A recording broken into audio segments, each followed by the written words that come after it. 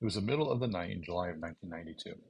I flew into Orlando International Airport on my way to boot camp at Naval Training Center Orlando. I was tired and somewhat disoriented. That's been part of the welcome to your first day of boot camp plan for generations of sailors and other service people.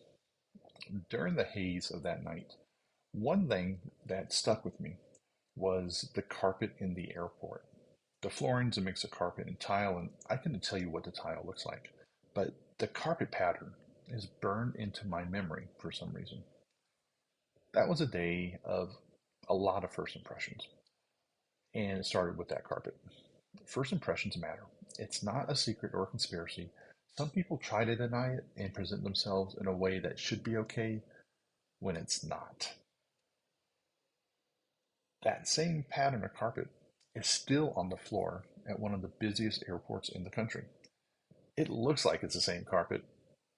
It's a dingy seafoam green with geometric patterns on it. Maybe they change it out periodically and it just looks this way from millions of footprints every day pounding across it.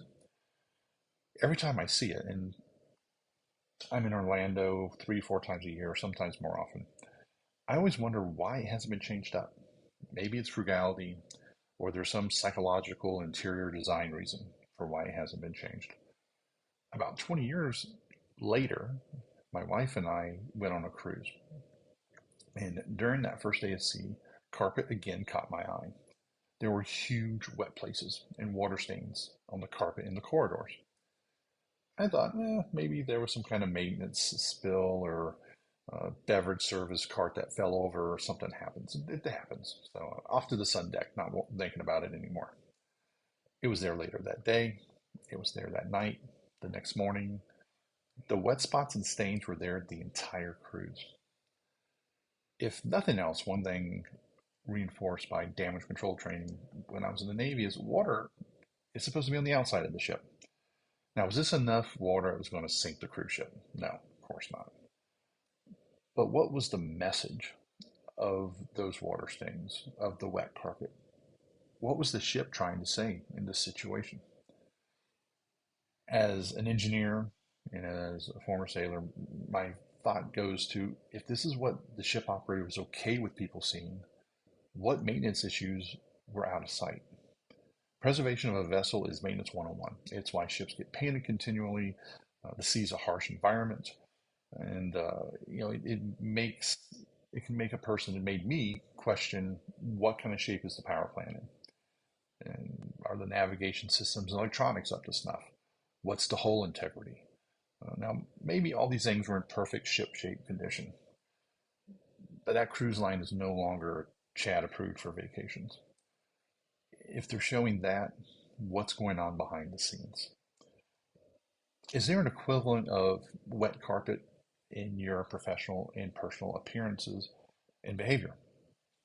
Something that's not quite squared away that may cause a person or a company to question hiring you, whether as an individual or your business. Are you a sloppy dresser? Are you overly casual? Do you only shave once a week? Are you not combing your hair? Are you chronically late? Do you have cartoon and movie stickers on your laptop or your backpack? These are examples of signals that others could interpret that you're an unorganized mess in ways that they can't see.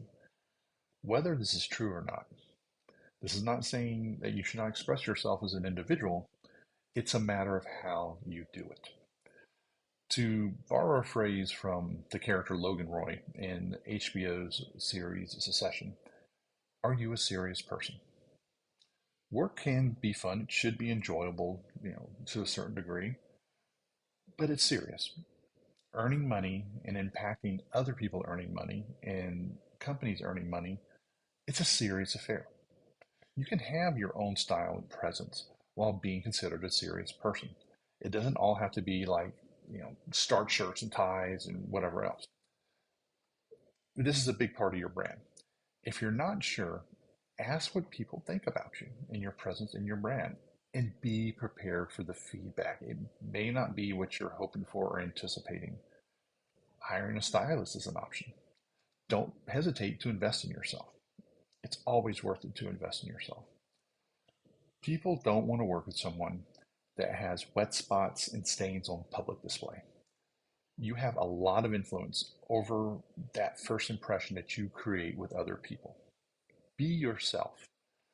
Be yourself in a way that tells others that you're a serious person, that you're a person that they want to know and that they want to work with.